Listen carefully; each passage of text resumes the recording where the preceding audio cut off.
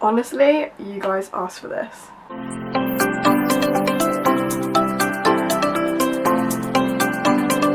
Hi everyone, welcome back to my channel. Welcome to my channel if you are new around here. If you are new, please make sure you do hit the subscribe button if you like this video. But for today, I am back with a part 2 to my crazy guest stories from a former Walt Disney World cast member. You guys absolutely loved the first video that I did to this a couple of months ago, and I have so many more stories to tell, so I thought I would crack on today and basically share some more crazy guest stories with you guys. There's also going to be a little bit of a twist in this video.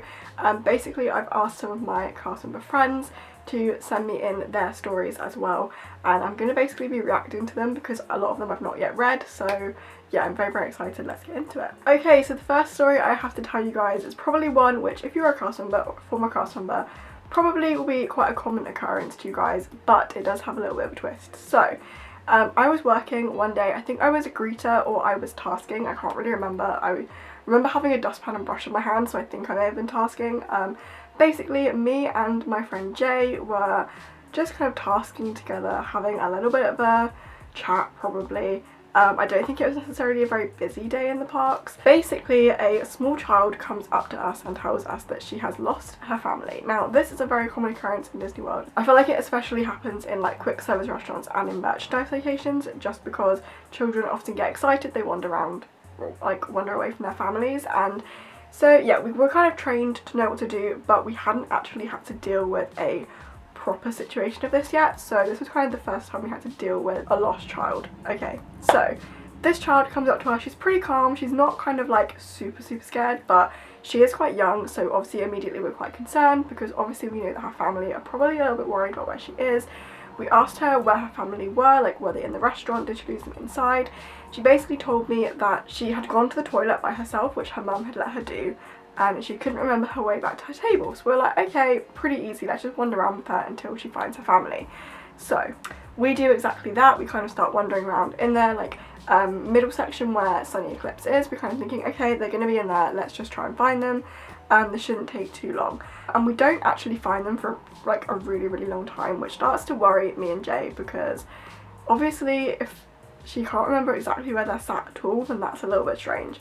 So we say to her, like, okay, do you know your parents' phone numbers? We can give them a call. We're allowed to do that if we can't find a child's parents or their like family. And she was like, yeah, no problem, I actually have a phone. And we were like, okay, you're like 5 years old and you have a phone, a little bit strange, but sure, whatever.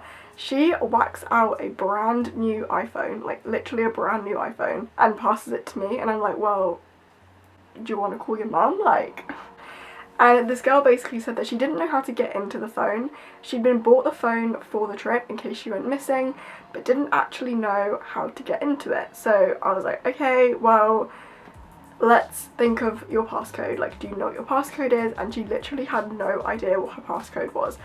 But it was her phone, which I thought was really quite strange. Anyway, eventually we do find her parents and they come on over and kind of grab their child and they thank us and they leave.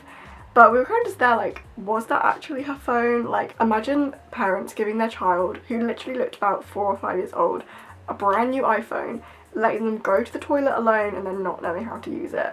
Like, I'm not saying that I'm telling you how to parent your kids, but I don't know, I think it was pretty irresponsible that they did that, and especially knowing that she didn't know her way back to the table, and either she didn't know her way back or her parents had clearly moved table because she was very confused. So yeah, that was the first story. Okay, so the second story that I have to tell you guys is kind of a fun one. It was a pretty exciting day, it was quite stressful, but looking back it was a super funny experience.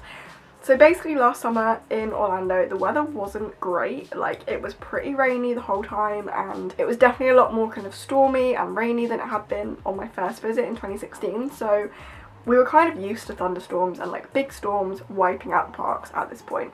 There had been a couple of occasions where the parks had to basically close down because the storms were so bad, and that was something we were kind of getting used to at this point. We were used to people coming inside for a long amount of time when it rained, and yeah, we were kind of just used to the storms. Anyway, a storm hit Orlando and it was a pretty crazy big storm, and basically it meant that there was a power surge across the whole of the parks, and it only happened for maybe just under a minute. Basically everything stopped working.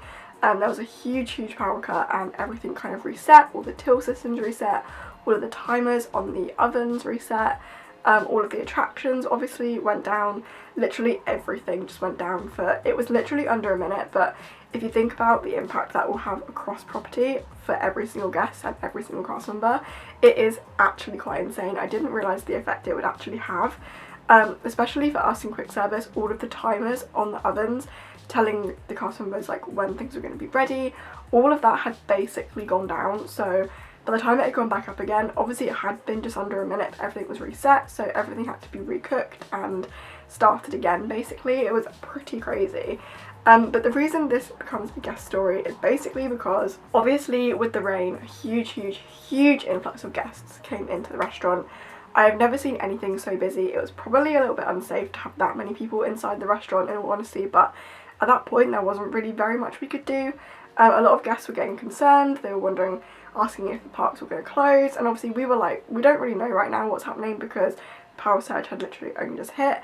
Thankfully everything was sorted within like 5 minutes and everything was back up and running and the guests could kind of go and enjoy their day again. It was still raining, but I feel like once the attractions were back open it wasn't so much of a big deal. And I had this one family come up to me and basically they were really concerned about their trip and they were like, is this weather going to be carrying on? How long is this rain going to last for? And obviously I don't know the answers. I am not the sky. I don't know how long the crazy weather is going to last for.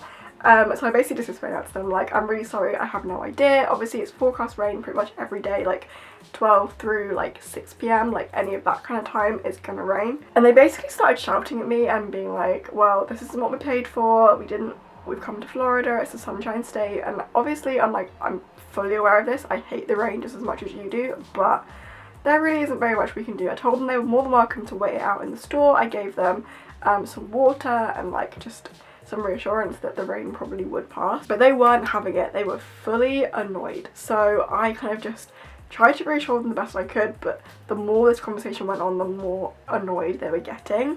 And I kind of just didn't really know what to say to them because obviously I can't control the weather, and they were kind of suggesting that cast members have the power to turn off the rain, which I wish we did, but unfortunately we don't. So yeah, unfortunately as well, the rain actually didn't stop that day and it did carry on through the night. In fact, that was the night Happily Ever After got cancelled, and Tomorrowland actually flooded, which was pretty insane. I'm pretty sure it was like this deep in water at one point, just because the whole of Magic Kingdom is kind of like in a bowl and Tomorrowland just completely flooded out, which was kind of crazy. I couldn't leave the park that night. Getting the bus home was an absolute mission because it was just so flooded and crazy. And yeah, a lot of guests were very angry, but that family in particular just would not take no for an answer that I could not turn off the rain. Okay, so the next story is actually kind of cute rather than like crazy, but this is the last story of my own before I get into reacting into other people's stories. Basically this story was based around when I was a greeter, so I feel like, as I mentioned in the last video, a lot of my crazy stories did happen when I was on greeter just because I get the most guest interaction. Basically, I was outside greeter. It was a pretty hot day. I think it was like around the 4th of July time, so it was quite busy in the parks. And this family kind of came in, didn't really think much of it. I just said hello to them, as you do. And their child like kept coming in and out of the restaurant, and to be honest, that happens. Children get very bored when their family want to go and sit down and eat, because obviously kids don't really understand the importance of eating when you're at Disney World. They just want to go and like meet characters and go on rides and stuff like that. So she came back out and basically told me that she was too cold inside the restaurant and wanted to be out in the sun. And I kind of understood that because a lot of the inside spaces in Disney and just in Orlando in general can get quite cold because of the air conditioning, which is something that I personally don't enjoy very much. I'd much rather be warm than like too cold.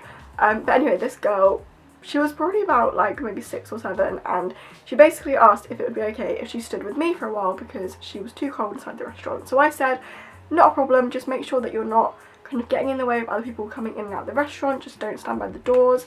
She stood right next to me, which was absolutely fine, and I could also see her family sat just on the other side of the window, so I kind of knew they were there and they could see her, which was absolutely like not a problem. But yeah, this girl was super cute. She basically just wanted to learn how to be a cast member, and it was the cutest thing. She was asking me so many questions, and it was kind of one of the things about the job that I loved the most, was like teaching children how to become cast members. I was teaching her how to do the Disney Point, I was teaching her how to greet people in and out of the restaurant and what to say to them, and it was just so cute watching her shout, have a magical day at like various guests. Obviously they were very confused because she was a small child, but they loved it nonetheless. And yeah, she was super sweet. Eventually her grandparents, who she was with, and her brother came out. They'd eaten, and they brought like the food out for her as well. And they came out and they were talking to me and like saying thank you so much for looking after her. And obviously cast members, a big thing of being a cast member is we do emphasise we're not babysitters, but on the occasion like that, when I didn't really have that much going on, I was just kind of saying hello to people. It was super nice to have a chat, and they basically came out and were talking to me about their trip and what they've been up to and how long they've been there. I think they had like 2 days left at this point, and the granddad was actually telling me that he was one of the original train drivers at Disneyland Resort, which I thought was so interesting. He was telling me all about his job at Disneyland and kind of everything that he did and got up to, everything he saw. He was there for, I think he was there for opening weekend, but he wasn't a cast member at the time. He kind of became a cast member later on, and I just loved hearing the story. I was talking to them for maybe about half an hour at this point, and it was honestly just so lovely. The brother was cringing a little bit. I think he was a little bit older and kind of embarrassed that his family were talking to a stranger, but yeah, it was super sweet. I absolutely loved meeting people who were like former cast members, especially people that were like a lot older. There was another time when there was a guy who came in and he had been one of the original cast members working on Tomorrowland Speedway when it very first opened. Obviously it was closed for a long time for refurbishment, but like when it first opened he was one of the cast members there, and he actually had come on a trip with his wife who he'd met on his, I think he did a DCP, I'm not entirely sure, but his wife that he'd met whilst working in the parks, and also his 2 best friends he'd also met whilst working in the parks. And I honestly thought it was just the cutest thing ever that he'd gone on a trip with them. They were quite old. I reckon they must have been about 80, and they sat in Cosmic Rays for so long talking, and they were telling me about their time as Space Rangers and how, like, obviously it's not the most glamorous place to be. Tomorrowland is not the most magical, but it's a super fun place to be, and I completely agreed with them, and I just thought it was so sweet. Okay, so I'm going to start reacting to some stories that my friends very kindly sent me. Obviously I'm going to keep them all anonymous again, but I will tell you like where they were working. So this first story comes from a girl who I actually worked with at Cosmic Rays. She says, not really a long story, but one day I had seen that the Jonas Brothers were in Galaxy's Edge before going into my shift. And as I clocked in and walked on stage, I quite literally walked into Kevin Jonas. I have absolutely no idea when this was, but it was incredible. Yeah, okay, so I think I mentioned this story very briefly in my previous cast member story video. Basically, the Jonas Brothers came into Disney World because obviously they were performing in Orlando, and they got a kind of preview of Galaxy's Edge, I'm pretty sure, and they were allowed to just kind of wander around the parks with cast members. And basically I mentioned in my previous video that they came into Cosmic Rays and I was not working that day because I should have been working, but yeah, if you want to kind of watch the whole story then I will leave a link down below. But so basically this is one of my friends who very luckily got to work when they were there, and she served them, and I can't believe she walked on stage and basically into Kevin Jonas. It doesn't surprise me that happened, but yeah, I'm very jealous of that. Okay, so the next story comes from someone who worked in Epcot, and she says, this guy from near my hometown who was there on a family holiday chatted to me about work casually, about the job and everything and why she was there, and that evening proceeded to stalk me and added me on every social media. I don't even know how he found me, and kept trying to message me. I kept ignoring it, and in the end had to block him. First it was on Facebook, then he somehow found my Instagram. Oh my god. Okay, so I luckily did not have any incidents of like stalking. I have heard of some stories where guests have stalked cast members, literally stalked them and like followed them around the parks or like stalked them on social media. And so this person has actually attached the messages that they sent. This person sent her, and I mean, imagine being that keen about trying to find someone on the internet from working in Disney World. I completely understand you like having a chat with someone if you're from the same place and kind of thinking it's really cool that they're there and you're on vacation, but people are genuinely weird. People are so strange. Okay, so the next person, I don't know where they worked, but I'm pretty sure they were in quick service, and she says, hey, I had a family who once complained because we didn't have a lid for the big cups, and when I explained Disney are reducing them for the environment, she fully kicked off. My manager came over and told her the whole of Disney property is the same, and she basically said, you're crazy, Disney needs to get their shit together over a lid. I mean, people are just wild, aren't they? I mean, I don't know what she was expecting, because obviously Disney have like got rid of their like cups, like the lids for their cups, I think you can still get them on request if you do ask for them in some locations, especially when I was there. I'm pretty sure you were able to like ask for them, especially if it was for like a child or something like that, and the coffee cups did come with lids still. But I just don't understand why people would be so frustrated about the environment. Like, why would you not want to help the environment? I don't understand. I really don't get it. Like, you don't need a lid. Like, the cup and a straw is plenty. Like, why do you physically need a lid? I don't get it. Okay, so the next story actually comes from someone who worked at Typhoon Lagoon as a lifeguard. The story is this long, so I'm gonna kind of read it and basically summarize it for you guys because the person has written it in a lot of detail. Okay, so this person said they were working on the kiddie area at Typhoon Lagoon, and one of the stands is basically for the kids slide, and basically it's normally pretty quiet. You just have to check to make sure the child is shorter than 36 inches because obviously I'm guessing because of like the water depth and stuff.